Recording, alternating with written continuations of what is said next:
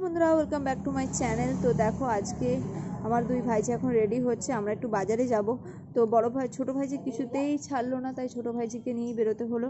তো এখানে আমরা একটু সবাই মিলে লস্যি খেয়ে জীবনটা ঠান্ডা করে নিলাম। তারপরে এলাম এখানে কসমেটিকের দোকানে। এখানে ওরা ওদের পছন্দ মতো কসমেটিক দেখছিল, তার মধ্যে মেনলি গার্ডারগুলোই কেনা হচ্ছিল কারণ ওদের চুল বাঁধার জন্য। আর এদিকে দেখো আমার ছোটো ভাইজি উল্টো করেছে, যাই হোক ওটা আমি ঠিক করে দিলাম। আর এখানে সে বলছে লিপস্টিক পরবে, লিপস্টিক। হ্যাঁ, শোনো তার মুখে কথাটা।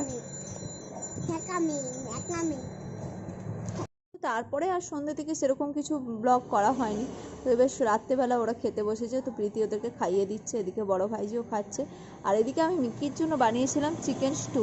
তো সেইটা নিয়ে আসার পরেই বাবারই মিকি তো একদম ঘর থেকে বেরোবে না, সে আগে খাবে।